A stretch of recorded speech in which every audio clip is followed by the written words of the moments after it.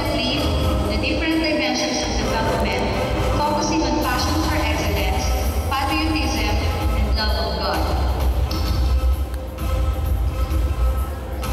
NSTP-CWTS is taken by students for 2 semesters, the NSTP 101 and the NSTP 102. As a training program, NSTP 101 discussion aims to prepare students for intensive community involvement.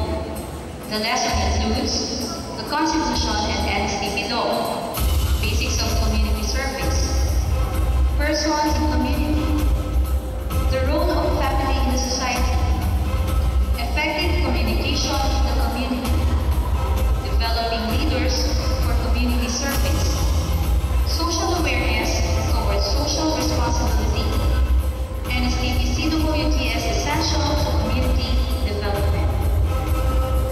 The office believes that these lessons are essential in the development of a socially responsible NSTP-CWTS student.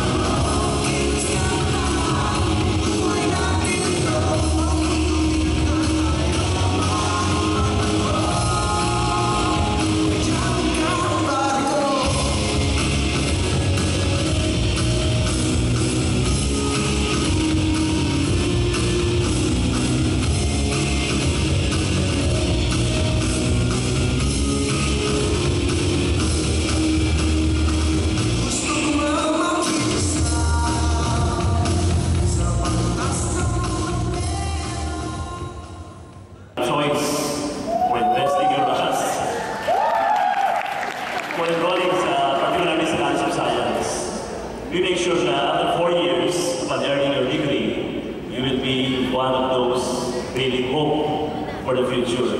As we notice, mobility kayo ni Andre ng mga courses natin, you are really the solution to the problem.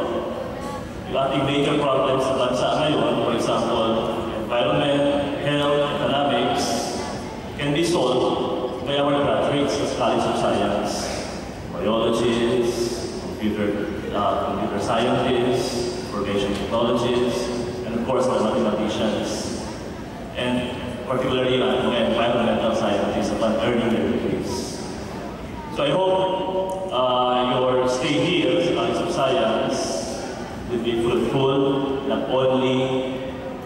intellectually. Pag dito sa atin, sa DLSUD, full package ito. Total personality. Hindi lamang sa knowledge, but we also, sabi nga sa De La Salle, we do not just teach the minds, but we also touch the hearts and transform lives of our students. And also sa science, we have applications, laboratory applications. Kasi we believe, kulang basta teaching. Sabi nga, you teach and the students will know. You show and the students will remember. But here, sa College of Science, sa laboratory natin, we let the students do the actual experimentation, the actual experiences, so that you will be able to understand the concept. So not only knowing, not only remembering, but more importantly, understanding. At kapag yan ang nangyari, intindihan niyo ang konsepto, for sure, will be good steward of nature for the future. Also at this point, I would like to introduce the other key persons of the college. So let me introduce the Associate Dean, Ms. Perla S. de la Cruz. Ang ating Associate Dean ang concerned sa mga student activities, student council, program councils, plus of course, kung mayroong mga problema sa academics, siya din ang mag-coordinate through your class advisors. Now, aside from the associate dean, we also have 5 departments under the College of Science. We have the Biological Sciences Department, or BSD, Computer Studies Department, Mathematics Department, Physical Sciences Department, and of course, the Graduate Studies Department. Now, mahalaga ito na maalaman ninyo kung nasa saan ang mga departments natin. Ang office ng Dean, pati na ng Associate Dean ay nasa PCH 101. PCH 101, yan is the ground floor ng ating science building. Ang Biological Sciences Department nasa COS 100A. Tabi-tabi yan, magkakasunod. PSD, PSD, Computer at Math, magkakasunod yan ABCD. Nasa perimeter yan ating campus, natin sa kabilang dulo. Nasa East Campus, malapit sa gate. Later, if you have time, you may visit the office. Pati na yung mga classroom sa inyong explore. And then, each department is headed by the department chair. So let's start first with the Biological Sciences Department, headed by Ms. Cherry Cuevas. So yung ating mga medical bio, HUB at NFI science students, si Ms. Cuevas ang ating key persons tungkol lahat sa academic-related concerns. Under pa rin ang Biological Sciences Department, meron tayong laboratory supervisor. We have Mr. Norbert Tapo, Bio Lab Supervisor. Ang ating biology laboratories ay nasa PCH second floor. Diyan lahat ng yung biology laboratory major subjects. Under pa rin ang BSD, meron tayong Natural History Collection Curator by the name of Ms. Jonathan San Sebastian. Si Ms. San Sebastian ay in charge sa ating mga collections, both herbarium at saka yung mga preserved animals. So yung mga gagamitin yung specimens sa yung biology laboratory ay under the supervision ni Ms. San Sebastian. Next department, we have the Computer Studies Department. Oh, by the way, these are the programs offered ng Biological Sciences Department. We have BS Biology with concentration in Phi-Sci, BS Biology major in Human Biology, and of course, yung ating accelerated program, the BS Medical Biology. Okay, next we have Computer Studies Department headed by the chair, Ms. Merily F. Rosas. And then we also have the Computer Laboratory Supervisor, Mr. Juanito C. Dr. Jr.